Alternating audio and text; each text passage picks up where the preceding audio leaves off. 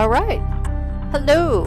April 21st through April 27th, 2024. We are on the 17th week of 2024, and this is Total Gemini. All right. As you know, we save the best for last. Geminis, stick around for the end of the podcast for Gemini specific information. This is, after all, Total Gemini. So, hey, we start this week with Taurus in the fourth house and the moon in Libra in the ninth house. Let's talk about how the week starts with all the other planets and their locations. Okay, so the sun starts in Taurus in the fourth house, the moon in Libra in the ninth house, Mercury in Aries in the fourth house, Venus in Aries also in the fourth house, Mars in Pisces in the third house, Jupiter in Taurus in the fifth house, Saturn in Pisces in the third house, Uranus in Taurus in the fifth house, Neptune in Pisces in the third house, and Pluto in Aquarius in the second house. Okay? I feel like I could make a little sing song out of that. Almost sounds like there's a little jam maybe trying to happen. Okay, maybe not. Anyway, let's get on with it. All right, with the week starting with the moon in Libra in the ninth house, let's talk about those things. The moon. If we don't know this by now, or if you're new to joining us, and then here we go. The moon is emotions, how you express yourself, and your intuition. It rules the sign of Cancer. The moon represents the feminine side of one's personality. Okay? Well, we've talked about the moon quite a bit, but if you're just joining us, that is the gist of it. You can always go back and listen to other episodes, and we cover the moon. I also have an article on the moon in totalgemini.com on our webpage. So go check that out if you like. All right, moving on. The ninth house. Journeys and traveling, beliefs, philosophy, ethics, media, and mass communication. That's kind of what that ninth house holds. And Libra is the cardinal air sign. Now remember, we're talking about moon and Libra in the ninth house. So moon, ninth house, Libra. What is a cardinal sign, you ask? Well, cardinal, ambitious, self-starter, a leader. They're not likely to see things through to the end, though. They get things started, but they often leave them incomplete, or they just might not give a damn and not finish it on and could care less. So, one of the most guilty parties of that is Aries. Go figure. Anyhow, air. Air sign values reason over emotion, and they seem detached or impartial, articulate, curious, and lives in the now. Okay? When you hear air sign, just think Gemini. That's it, Gemini. Reason over emotion, because we're always in our heads. We seem detached or impartial. That's why everybody hates us. Articulate and curious. That's kind of it, even though I'm in here tripping over my tongue all the time. But I think I get my point across. Anyhow, and we live in the now. That is not necessarily wrong, is it? All right, Geminis, let me know what you think about that. All right, some special astro events happening this week. We have a full moon at 4:50 p.m. in the 8th house and on the 23rd. And then on the 25th, guess what? Geminis, you're going to be so happy. Mercury comes out of retrograde on the 25th. Yay! Let's celebrate. But actually, remember last week when I told you everything's really good and shiny for us last week, so it really didn't matter. Mind over matter, folks. Mind over matter. We don't care about Mercury in retrograde. Say it with me. We don't care about Mercury in retrograde. There we go. Thank you. All right. Let's get on with our insights, shall we? Okay. Insights for the week. Now remember, these are for everybody. It's a broad overview of what we can all expect over the next week or so. So remember, the full moon shines its light on things. Let's ponder this together. What have we experienced? What have we learned? What ideas have we had? Have we making any plans? Are we working on any projects? Those sort of things. Are we stumped on anything? Are you just at wit's end? These are the things that the moon shines on, brings to our attention, etc.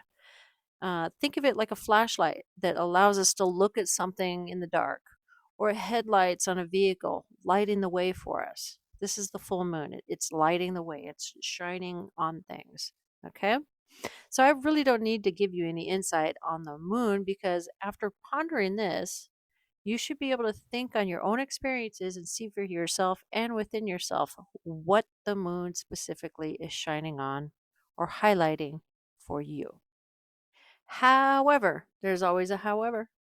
However, the moon's position in relationship to other planets. Now, this is something to talk about. This is something for sure to talk about. So, on the 23rd, the moon opposition to the sun. Are your ducks in a row? If you're looking for a new financial deal, I hope your ducks are lined up. Because if you've been thinking about investing in something or buying a house, that sort of thing, please just have your ducks lined up first because otherwise I think there's going to be a little issue for you. So don't say I didn't warn you. Also, if you've been thinking about clearing up some clutter, this is the time. You might need that space later. Okay? Trust me on this. Clean up that clutter. And again, don't say I didn't warn you. Okay? I got my books out. I'm looking at the things. Mhm. All right, Geminis, my darlings, brought up some stuff for us. Let's take a look at this. On April 21st, Mars trine Saturn. And I'm just going to read it to you because I've gone through and I wrote my script out, and this is what I want to talk to you about. And it's going to sound like I'm reading, and that's because, well, I am. So there. All right, you may fruitfully tackle difficult, disagreeable tasks or work that usually frustrate you. For your patience and ability to do painstakingly work is brought out now. Self control and self discipline are required of you at this time, but fortunately, they yield positive results in the long run. So, goody for you. You can take on those tasks and have positive results. It's just probably going to give you a headache. So, good luck with that. April 22nd, Sun trine Neptune. This is a typical Gemini stuff right here. Are you ready for this? It says, your imagination is vivid and you have an inability to be decisive and a lack of energy. Really? That's totally, it's kind of me. I mean, my imagination's all over the place all the time, and I can never be decisive. So, I mean, duh, that's a Gemini for you. Just totally accurate. And that's Sun trine Neptune on the 22nd. So, I guess we're just going to be extra indecisive and imaginative. How fun is that? All right.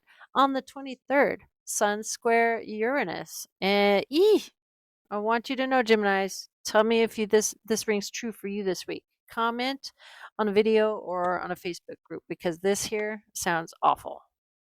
Absolutely awful to me. All right, here it is.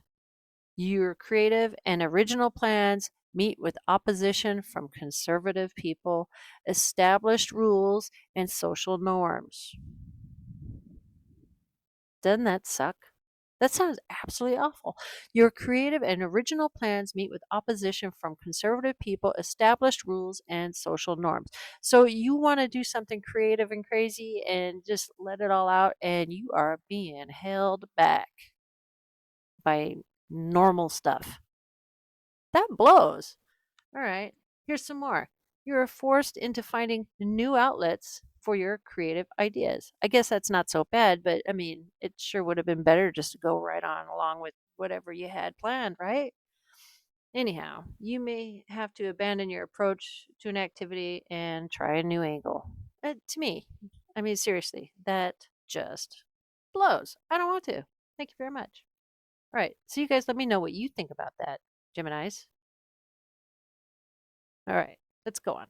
April 27th, Mars. Mars is fugging with us. And I say fugging, Fuggin apostrophe, okay? Because I don't want to be kicked off anything. So I'll try not to swear. Mars is fugging with us. Excuse me for coughing into the microphone here. That was rude. I apologize. Anyway, Mars is still fugging with us. And at this time, you must guard against being too aggressive, coming on too strong, or trying to force your own will and thereby arousing hostility in others.